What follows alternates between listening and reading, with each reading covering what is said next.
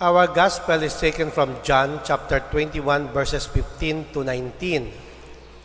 Perhaps this gospel is a very familiar one for those who used to attend ordination masses. Haman, ro usual nga ginabasa nga gospel during the ordination ay ang gospel of John, wherein Jesus asked Peter 3 times, "Do you love me?" And Peter answered Jesus 3 times, "Yes, Lord, I love you." Hay nanurayon kararatong paggubot. 3 times si mao nang utana, "I love you." 3 times magisabat niya, "I love you." So ano ra? May difference in Christ. If we go back to the Greek translation of this Bible passage, mas magubtan naton it mahagan-hagan kung ano ro meaning it gospel nga ra. Because the word being used here is love. In English, pag love, ay love ron, no? But in Greek translation of this Bible passage, ro ginpangutanat ani Jesus nga first question nga, "Do you love me?" Hayro word nga gingamit ni Jesus sa Greek is agape. Agape. And what kind of love is agape? It is an unconditional love. Kaya mo ba nga, Pedro, magpanghimatay, bangod palangga mo ako? Then Peter answered Jesus, "Yes, Lord, I love you." Ano ro sabat ni Peter? Ro love nga gingamit ni Peter sa Greek kay pilio o pilio o pilya. Ano ron ro pilya? That is the love of a friend. Aga ni wa gasinanto ro pangutana sa sabat. Ro da pangutana ni Jesus, "Can you give me your love as an agape, unconditional love?" Itao mo ikabuhi kakon. Pero sabat ni Peter, "Oo, love ko ikaw, pero hindi do yun nga klase nga love. Friend lang. Friend lang. Isipon lang ninyo, pangasawa ro lalaki sa babayi, in love ro lalaki sa babayi, agamawat babayi, love ko man ikaw, pero as a friend." Maura ro, istoryahanay ni Jesus ag ni Peter. Sa second question of Jesus, "Peter, do you love me?" The same kind of love ro ginapangutanan ni Jesus, agape.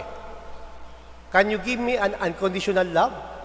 Pero sabat ni Peter hay, pilio, pilies, pilya, a love of a friend. Hindi ko matao kimuro imong napangayo Jesus. Agani nga sa ikatlo, karada subuan si Peter. Haman, iya ginamba, Peter was distressed that he had said to him a third time. Haman na distress si Peter. Bangod the third time, si Jesus, he did not use the word agape. Wa utay mo nangutana it unconditional love. Pero hambaw ta ni Jesus, "Peter, can you love me as a friend?" Pilyo, pilya, pilies, me. Ano ginahambay ni Jesus? Kung hindi mo matao ka kung love nga ginapangayo ko, hay, rui mong love nga ginatao, duyon ro akon nga batunon. Kaya mo ba akong higugmaon sa paghigugma nga sarang mo itao? And that's why Peter said, yes. Ag ano ro ginasambay pa ni Jesus? "Feed my lambs, tend my sheep, feed my sheep." Ano ro purpose idaya nga gospel para kato mga Kristiyano, mga Katoliko? May difference in Christ, habang ginambay ko nga sa ordinasyon ra ginabasa, hay bangod sa mga pari, we cannot give what we do not have. Ro pari, dapat may loving relationship with Jesus. Without the love of Jesus, kung wa kami relasyon kay Jesus, paano namon himuon mag-feed its sheep ni Jesus? Paano namon alagaan ro panong nga gintao ni Jesus? That's why the source of our service should be the love nga among nakita kaibahan kay Jesus. Ag hindi namon matao sa tawo, rugugma, kunwa kami paghigugma kay Jesus. Mangoros na ako, ay mabalik man kamo mga pari ra. Let us be real and be honest. Abo nga mga pari ro, mayad. Abo nga mga pari ga santos. Pero kung namat, hindi naton malikawan, kangawa-ngawa nga, may nagaugtas nga pari. May nagasinggit nga pari. May pudiroso nga pari. Call me a father, not a sir, not a mom. Ako ta parispris kara. It's all about power. Agdaya, nga gospel ga remind. Haman nagpari ka. You are not there for power. You are not there for prestige. You are there to serve the people of God because you love Jesus. Without your love for Jesus, then how can you serve the people of God? Agdoyon man akong saga, tag ako'y bagong pari. Dahil concept abi, pag 2001 as 2004, pag ordin ka, kung concept, hay parish priest or priest, hay powerful. Bisa, sa pagkaon, sa kabisera, ginakabkabalo pari, ro electric pan sa pari, ro iwi-iwi, it manok sa pari, tanan ay pari, bida ro pari, humambal ro pari, daw waun it saga, matumantanan nga tawo. It's about power. Pero iya, ginamba ni Jesus to this gospel, the foundation of our service to people is love.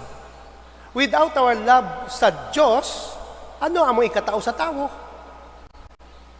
Ano amo ikatao sa tao? That's why it's very difficult ka magpari ikaw nga wa ka establish relationship with the Lord. Ag hindi ka mo mangawa, ay hindi man permi nga good relationship pro pari sa Diyos. Haman Father, paalin. Paano kung may problema ka? Parehas ka kon bilang pari, hindi man perfect ro life. May problema man. May namatyan man. May masakit. May nasunugan, may natakawan. So, hindi ko namat, rupari, sa ng personal experience, is aligned with this relationship sa Diyos. And because of that experience, sometimes, bilang tao, hay, nagaiba man ro epekto sa anang paginawi. And that's why, daya nga nga gospel is a good reminder for priest nga, haman nagpari kami. Haman nagpari kami. It is because of our love for Jesus. Now, to end my reflection, ginadayaw ginakon ng mga pari, no? Nga, para sabihin nga mga dadistino sa Libakaw o sa Madalag.